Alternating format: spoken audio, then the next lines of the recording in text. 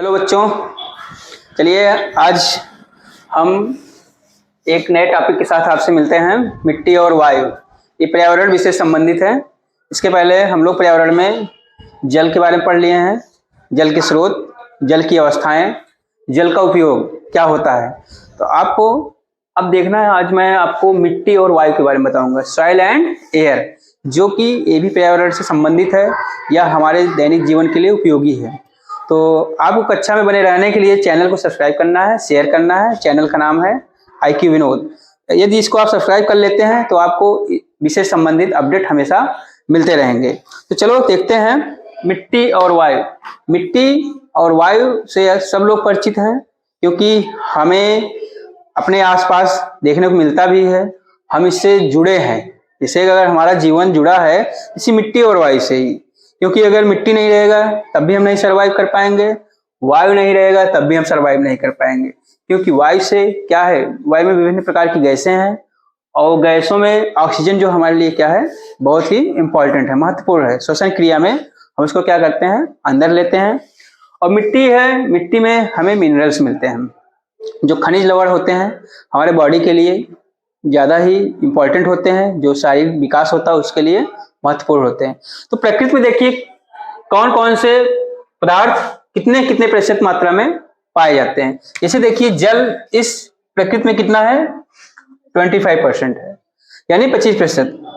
और प्रकृति क्या है, पृथ्वी की बात हो रही है इस पृथ्वी पर जिसे, और एक खनिज कितना है, 40 से 45%, यानी 40 to 45% है मिनरल्स। और इसके बाद आते हैं वायु। वायु कितना हमारा है, 25%।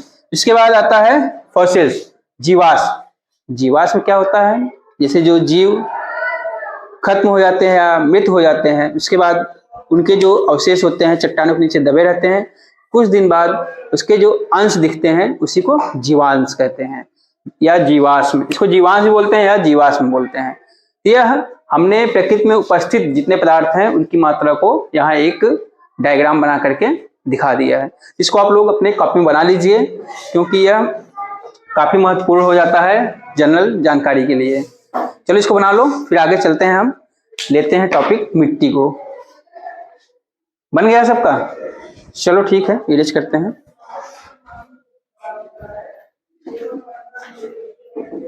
कोई पूछता है प्रकृति में जल कितना प्रतिशत है, वायु कितना प्रतिशत है, खनिज कितना प्रतिशत है, सबको आप इस तरह से बता सकते हो।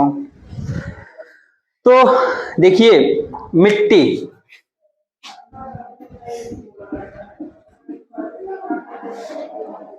यानी सॉइल,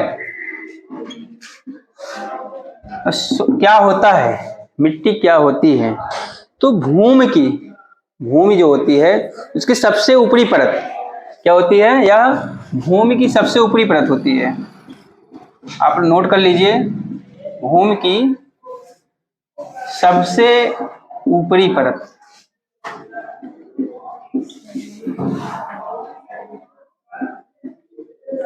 यानी upper layer of the earth, upper most layer of the earth is known as soil. यानी मिट्टी किसे कहते हैं, भूमि की ऊपरी परत को मिट्टी कहते हैं। और कैसे बनती है, ये चट्टानों के टूटने से। जो क्या कहते हैं, कैसे बनती है, जो चट्टान होते हैं, चट्टानों के टूटने से मिट्टी का निर्माण कैसे होता है, चट्टानों के टूटने से निर्माण होता है।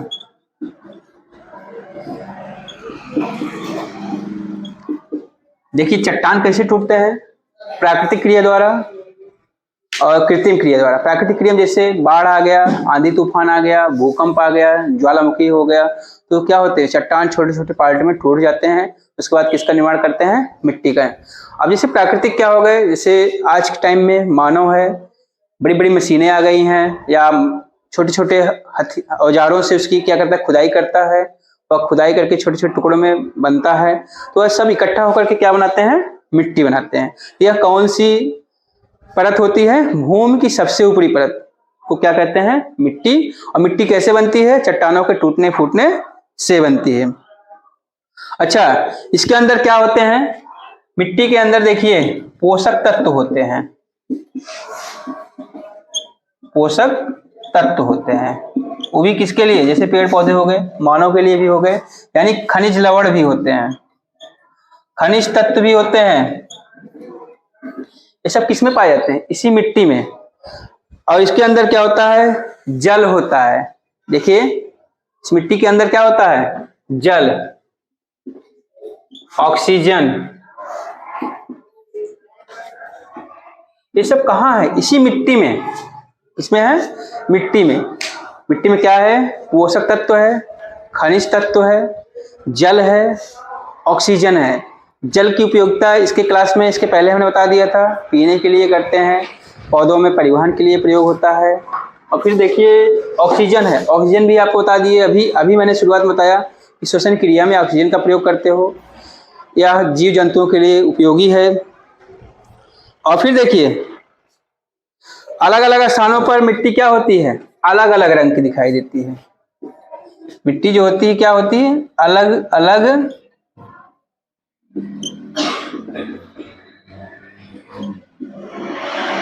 स्थानों पर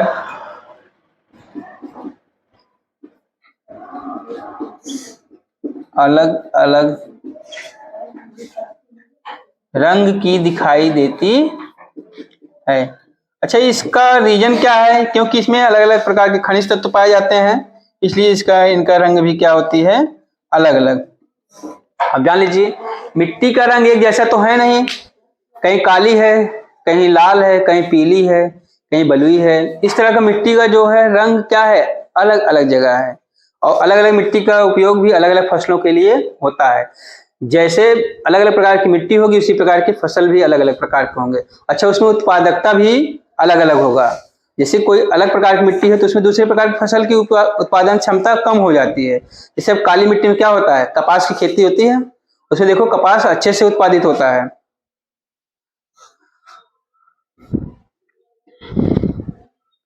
और फिर देखिए मिट्टी क्या होती है, चिकनी होती है, भुरभुरी होती है, बलुई होती है। इतना इसको नोट कर लीजिए, फिर हम आगे नोट करा रहे हैं, इसको नोट करिए, यहाँ हम लिख दे रहे हैं। मिट्टी की विशेषता चल रही है, गुण कि मिट्टी में क्या होती है, नोट करो। मिट्टी क्या होती है, चिकनी होती है, बलुई होती है और भुरभुरी होती है, कठोर भी होती है। कहीं कहीं की मिट्टी क्या होती है, बहुत चिकनी होती है, और कहीं की मिट्टी देखो बलुई जैसी होती है। इसमें देखो आलू की खेती लोग करते हैं, गांव में गंजे की भी खेती करते हैं, मूंगफली की खेती बलुई मिट्टी में सबसे अधिक की जाती है। इससे क्या होता है, उसकी उत्पादकता अधिक होती है। और फिर आते हैं भुरभुरी, ये भी भुरभुरी इसके लिए उपयोगी होती है, जैसे आलू का पैदावार करना है। और भी देखो जिस मिट्टी के कण क्या होते हैं, बड़े बड़े होते हैं, उसमें बालू की मात्रा अधिक होती है, इसे क्या कहते हैं, बलुई मिट्टी। इसमें देखो क्या होता है, मिट्टी के कण क्या होंगे, मिट्टी के कण बड़े बड़े होते हैं तथा बालू की मात्रा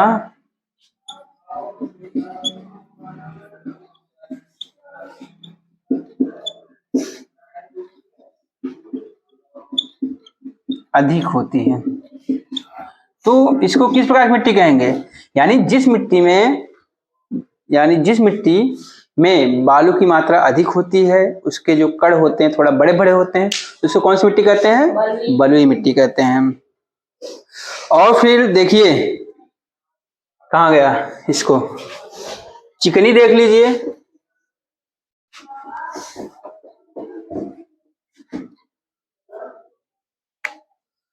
यार देखो चिकनी में क्या होता है, जिस मिट्टी में देखो जिस मिट्टी के कण छोटे छोटे होते हैं, क्या होते हैं, छोटे छोटे होते हैं तथा बालू की मात्रा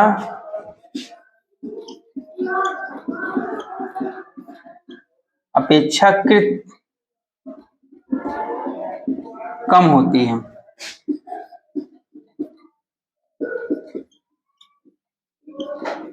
कौन सी मिट्टी होगी? चिकनी मिट्टी कहलाती है। अब ध्यान दीजिए, बलुई मिट्टी कोई पूछेगा तो उसकी मिट्टी के कण क्या होते हैं? थोड़े बड़े बड़े होते हैं, उसमें बालू की मात्रा अधिक होती है। और चिकनी मिट्टी क्या होगी? इसके कण क्या होते हैं? छोटे छोटे होते हैं और इसमें बालू की मात्रा कम होती है, अपेक्षा की कम होती है। और फिर देखिए, जो मध्यम आकार की, जैसे सिल्ट, ये भी होता है, मिट्टी का ही प्रकार है। मध्यम आकार के कणों वाली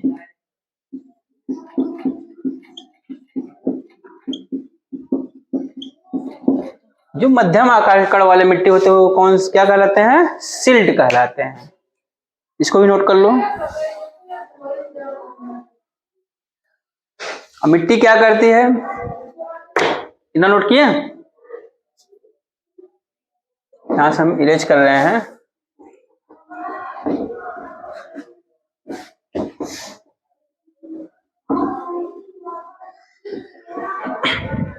मिट्टी देखो पेड़ पौधों को खड़े रहने में क्या करता है? आधार देता है। जो मिट्टी क्या करते हैं? पेड़ पौधों को, इसमें इसी में देखिएगा, इसी मिट्टी में चल रहा है, पेड़ पौधों को खड़े रखने में आधार देती है। रखने नहीं, रहने में, खड़े रहने में आधार देती है, यानी उसको बेस देता है। ठीक है।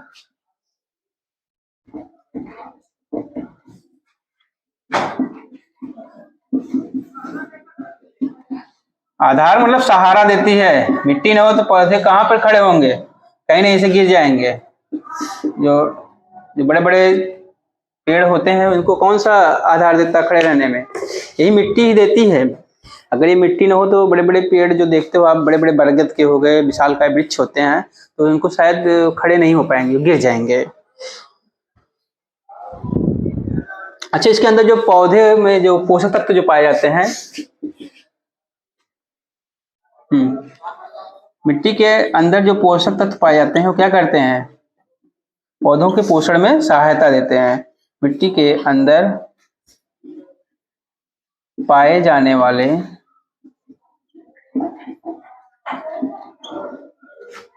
पोषक तत्व क्या करते हैं? पौधों के पोषण में मदद करते हैं। यानी ये जो पोषक तत्व हैं किसका पोषण करते हैं? पौधों का।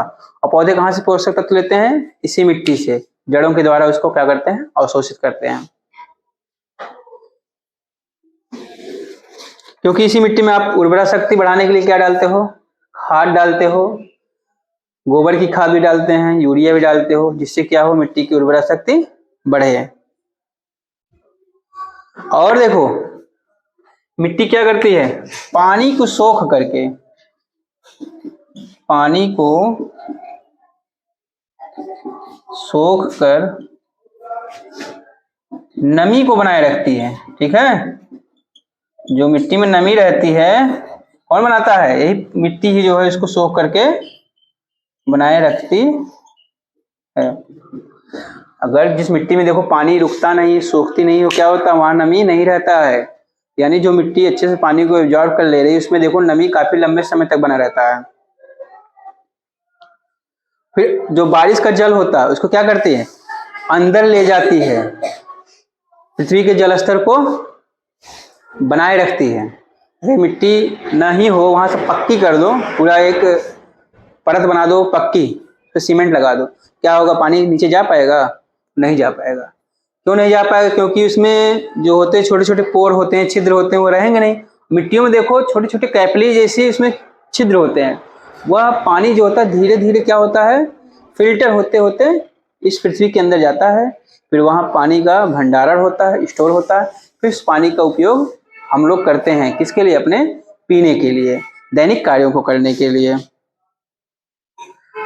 अब उस मिट्टी से जो पानी जो निकलता है किसके द्वारा निकालते हो? कल मैंने बताया था हैंडपंप से, ट्यूबवेल से, कुएं से, ये सब खुदाई करके हम निकालते हैं। ग्राउंड वाटर जो होता है यानी जो जल का जो पृथ्वी के अंदर जो पानी है उसको कैसे निकालते हो? इसी नल पंप से निकाल लेते हो, कुएं से भी निकाल लेते हैं, ट्यूबवेल भी लगाते हैं। आजकल तो समरसेबल हो गया है, एक गिलास पानी की जरूरत है, चला देते हो 4-5 बाल्टी निकल जाती है। ये भी देखो जल का ही क्या हो रहा है, अपव्यय हो रहा है।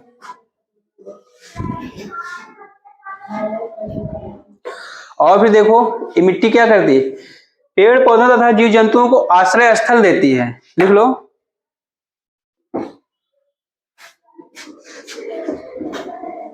आइए पेड़ पौधे कहाँ रहते हैं? इसी मिट्टी पे ही तो रहते हैं। लिखो,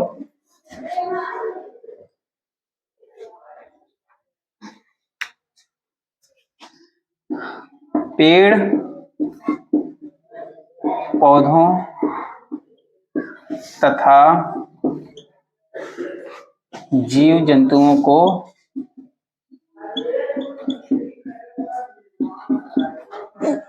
आश्रय स्थल माने जानते हो क्या होता है? जहां पर आप लोग निवास करते हैं।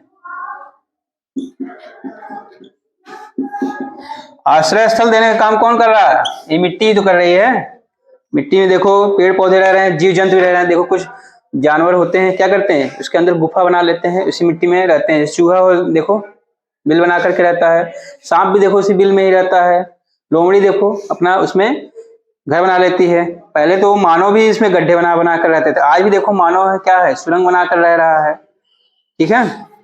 और फिर देखो इसमें कौन कौन से रहते हैं? चूहा हो गया, खरगोश हो गया, चींटी हो गया, केचुआ हो गया, दीमक हो गए, मेढक हो गया, नेवला हो गया। ये सब कौन रह रहे हैं इसमें? लिख लो चाहे जीव जंतुओं में कैसे हो गए, जैसे खरगोश हो गया,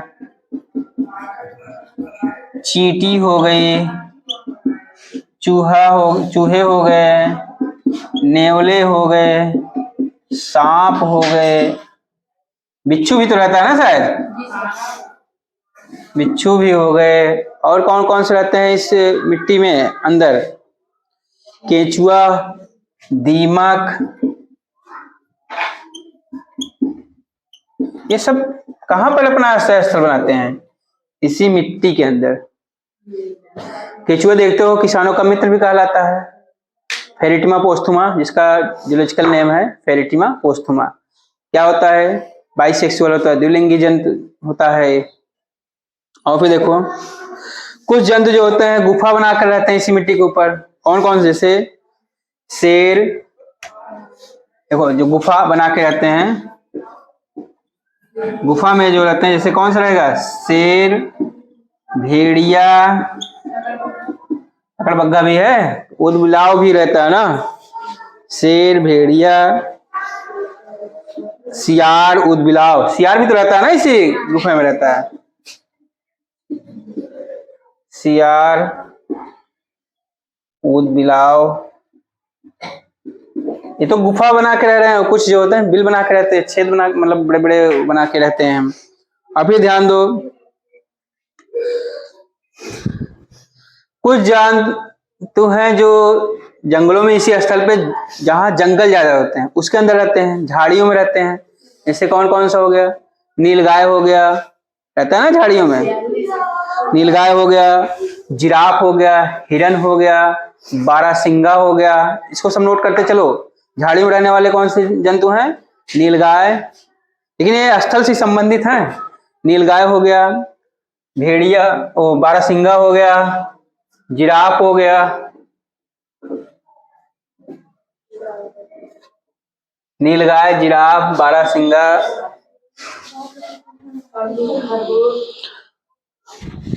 खरगोश तो बिल में रहता है, जिराफ, बारहसिंगा सब लिखे। ये भूमि पर जो उगे जंगल होते हैं उसकी झाड़ियों में रहते हैं। जो आपके भूमि है यानी जो स्थल है उस पर जो जंगल उगता है ढेर सारा, जो वहां झाड़ियां होती हैं उसमें रहते हैं ये जानवर। बताओ जानवर कहाँ कहाँ रह रहे हैं? बिल में रह रहे हैं, गुफा में रह रहे हैं, झाड़ियों में रह रहे हैं। इनका आश्रय स्थल काम कौन कर रहा है? इसी मिट्टी ही तो कर रही है, इसी मिट्टी पे ही तो सब बन रहा है। चाहे गुफा बन रहा है, चाहे जंगल उग रहे हैं, चाहे उसके अंदर सुरंग बन रही है, बिल बन रहा है, सब किस पे हो रहा है, इसी मिट्टी में ही तो हो रहा है। तो ये क्या हो गया, इनके लिए आश्रय स्थल का कार्य करता है। और फिर देखो, यह मानव जीवन के लिए बहुत ही उपयोगी है। पेड़ पौधों, वनस्पतियों, ये सब क्या है, सब परिवार, एक हिसाब से हम इनको क्या मानना चाहिए, परिवार मानना चाहिए। हमारे परिवार के क्या है, अंग हैं। जैसे भाई पृथ्वी है, क्योंकि सब हम लोग परिवार ही तो हैं। चाहे पेड़ पौधे हों, सब पृथ्वी से जुड़े हैं। परिवार क्या होता है, जहां आपस में एक साथ लोग मिलजुल के रहते हैं, वही परिवार बन जाता है। यहाँ जीव जंतु भी रह रहे हैं और पेड़ पौधे भी रह रहे हैं, एनिमल भी रह रहे हैं, मनुष्य भी रह रहा है, शेर भी रह रहा है, इसी पे हम भी रह रहे हैं, आप भी रह रहे हो, बकरी भी रह रही है, सियार भी रह रहा है, मछली भी रह रही है। मतलब सब जो है इसी किस पे है, इसी भूमि से संबंधित है। भूमि से संबंधित होने का मतलब क्या है, एक हिसाब से क्या बन जाता है, एक परिवार बन जाता है। तो इस तरह हमने क्या देखा, मिट्टी, मिट्टी की उपयोगिता क्या है, मिट्टी कैसे बनी है, मिट्टी कितना लाभदायक है, सब कुछ हमने बता दिया। मिट्टी किसके लिए कितना उपयोगी है, चाहे जानवर हो चाहे पेड़ पौधे हो, सबके लिए क्या है, बहुत ही उपयोगी है। तो चलिए आगे बढ़े, सब लोग नोट करते चलो, नोट कर लो थोड़ा जल्दी से। तो आप लोग मिट्टी के बारे में देख लिए। अब बचता है हमारा वायु, वायु टॉपिक है, इसको हम अगली कक्षा में पढ़ते हैं, क्योंकि थोड़ा थोड़ा पढ़ो और अच्छे से याद हो जाए। तो बच्चों ठीक है, अगली कक्षा में मिलते हैं वायु को लेकर के। आज हमने सॉइल के बारे में पढ़ लिया, तो आप कक्षा में बने रहने के लिए आप इंतजार कीजिए, फिर हम अगली कक्षा में लेके आते हैं वायु। वायु क्या है, इसकी विशेषता क्या है, इसमें कौन कौन सी गैसें पाई जाती हैं, सबका मैं विस्तार से बताऊंगा। तो आप थोड़ा इंतजार कीजिए, ठीक बच्चों।